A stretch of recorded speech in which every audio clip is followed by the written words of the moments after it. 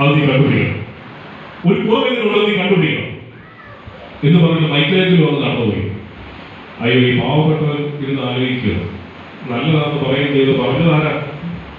വിശ്വവിഖ്യാതനായ ലോകപ്രശസ്തനായ ചിത്രകാരനാണ് പറയുന്നത് അല്ലേ?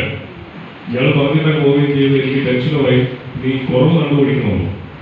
ഇയാൾ 2-3 ദിവസം ഇരുന്ന് തല പോയി ആലോചിക്കുകയാണ്. എന്താണ് എത്ര ആലോചിച്ചിട്ടും ഇതിന്റെ കുറവ് കണ്ടുപിടിക്കാനായിട്ട് സാധിക്കുന്നില്ലേ? 4 ദിവസം കഴിഞ്ഞ് വീണ്ടും മൈക്കിളേഞ്ചലോ അതുവഴി തിരികെ നടന്നു വന്നതായിട്ടുള്ള സമയത്ത് ചോദിക്കുന്നത്, മോനെ നീ ഇതിന്റെ കുറവ് കണ്ടുപിടിച്ചു? അപ്പോൾ മൈക്കിളേഞ്ചലോ ചോദിച്ചപ്പോ ഈ യുവശില്പി വന്നു, അല്ലേ വന്നത് ഇത്രയും നാളായിട്ട് ഞാൻ ആലോചിക്കുക, ഇതിന്റെ കുറവ് എന്താണെന്ന് കണ്ടുപിടിക്കാനായിട്ട് സാധിച്ചു. അപ്പോൾ മൈക്കിളേഞ്ചലോ തിരിച്ചു മറുപടി പറഞ്ഞു, ഇത് വളരെ മനോഹരമാണ്, ഇത് നല്ല രസമുണ്ട്, ഇതിന്റെ എല്ലാ രീതിയും ആകാരവടിവും ഇതിന്റെ നിറവും ഇതിന്റെ കാര്യങ്ങളെല്ലാം മനോഹരമാണ്, ഇതിന്റെ ഒറ്റ കുറവേ ഉള്ളൂ, എന്താ പറയുമോ, ഇതിന് ജീവനില്ല എന്നുള്ളൊരു. Hallelujah, hallelujah. പലപ്പോഴും നമ്മുടെ ഈ ജീവിത അനുഭവങ്ങളെ നോക്കുമ്പോഴും പലപ്പോഴും നമ്മുടെ വ്യത്യസ്ത അനുഭവങ്ങളെ നോക്കുമ്പോഴും എല്ലാം കൊള്ളാം, നല്ല ഡ്രസ്സിങ് അടിപൊളി, മുഖമൊക്കെ നന്നായിട്ടുണ്ട് കേട്ടോ, നല്ല രസമുണ്ട് കാണാൻ,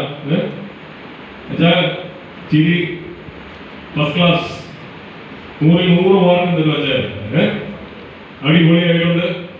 ബാക്കിലിരിക്കുന്ന അച്ഛൻ തലമുടി ഇല്ലെന്നേ ഉള്ളൂ, നന്നായിട്ട് റിഫ്ലക്ട് ചെയ്യുന്നുണ്ട്, എനിക്കത് കാണാൻ സാധിക്കും. പുറകെ ഇരിക്കുന്ന അച്ഛൻ കൊള്ളാം, കാണാൻ കഴിയുന്നില്ല, കുറുകിയിരിക്കുകയാണ്, പതുങ്ങിയിരിക്കുകയെന്ന് തോന്നുന്നു, എന്നാലും എനിക്ക് ഇവിടുന്ന് കാണാൻ കേട്ടോ, നല്ല രസമുണ്ട്, എല്ലാം കൊള്ളാം. പക്ഷെ ഒരൊറ്റ കുറവ്, എന്താ? ജീവനില്ലാതായിപ്പോയി. ഹല്ലേലൂയ. അതുകൊണ്ട് ഇന്നിവിടെ ഈ കൺവെൻഷൻ ഇവിടെ വന്നിരിക്കുമ്പോൾ ജീവൻ തുടിക്കുന്ന അനുഭവത്തോടുകൂടെ ഇവിടുന്ന് പോകണമേ. നാളെ നമുക്ക് ഇവിടെ നിന്ന് നാളെ ദൈവസന്നിധിയിൽ സ്തോത്രം പറയാൻ സാധിക്കുമോ എന്ന്, ഇന്ന് ഇവിടുന്ന് വീട്ടിൽ ചെല്ലാനായിട്ട് സാധിക്കുമോ എന്ന്, നാളെ രാവിലെ പ്രഭാതം കണ്ടു ഉടൻ എഴുന്നേൽക്കാൻ സാധിക്കുമോ എന്ന് നമുക്കറിയില്ല. നമ്മളെക്കാൾ കഴിവുള്ളവർ മിടുക്കരായവർ പലരും ഈ ഒരു പ്രയാസം, ഈ ഒരു അനുഭവം കാണാതെ ഈ ലോകത്തിൽ നിന്ന് മാറ്റപ്പെട്ടപ്പോൾ, രോഗക്കിടക്കിൽ അഭയം പ്രാപിച്ചപ്പോ, എന്റെയോ നിങ്ങളുടെയോ കഴിവല്ല കേട്ടോ, എന്റെയോ നിങ്ങളുടെയോ മിടുക്കല്ല. ഹല്ലേലൂയ. അതുകൊണ്ട് ദൈവസന്നിധിയിൽ സ്തോത്രം പറയാൻ കിട്ടുന്ന അവസരങ്ങൾ സ്തോത്രം പറയണം. ദൈവവചനം കേൾക്കാൻ കിട്ടുന്ന അവസരങ്ങളിൽ ദൈവവചനം കേൾക്കാൻ പോകണം. ഹല്ലേലൂയ. ദൈവത്തിന് നന്ദിയോട് സ്തോത്രം. ഹല്ലേലൂയ. ഇന്ന് വചന കേൾവിക്കായിട്ട് വചനധ്യാനത്തിനായിട്ട് തെരഞ്ഞെടുത്തിരിക്കുന്ന വേദഭാഗം എന്ന് പറയുന്നത് നെഹമ്യാ പ്രവാചകന്റെ പുസ്തകമാണ്. നെഹമ്യാവ് 1-ാമത്തെ അധ്യായം 1-ാമത്തെ വാക്യമാണ്. ഹഗല്യാവിന്റെ മകനായ നെഹമ്യാവിന്റെ ചരിത്രം. 20-ാം ആണ്ടിൽ ഈസേ മാസത്തിൽ ഞാൻ ശൂശൻ രാജധാനിയിരിക്കുമ്പോൾ എന്റെ സഹോദരന്മാരിൽ ഒരുത്തനായ ഹനാനിയും യെഹൂദായിൽ നിന്ന് ചില പുരുഷന്മാരും വന്നു. ഞാൻ അവരോട് പ്രവാസത്തിൽ നിന്ന് തെറ്റി ഒഴിഞ്ഞുപോയ യഹൂദന്മാരെ കുറിച്ചും യെരുശലേമിനെ കുറിച്ചും ചോദിച്ചു. അതിന് അവർ എന്നോട്, പ്രവാസത്തിൽ നിന്ന് തെറ്റി ഒഴിഞ്ഞുപോയ ശേഷിപ്പ് അവിടെ ആ സംസ്ഥാനത്തെ മഹാകഷ്ടത്തിലും അവമാനത്തിലും ഇരിക്കുന്നു. യെരുശലേമിന്റെ മതിൽ ഇടിഞ്ഞും അതിന്റെ വാതിലുകൾ തീ വെച്ച് ചുട്ടുകിടക്കുന്നു എന്ന് പറഞ്ഞു. നമുക്ക് പ്രാർത്ഥിക്കാം.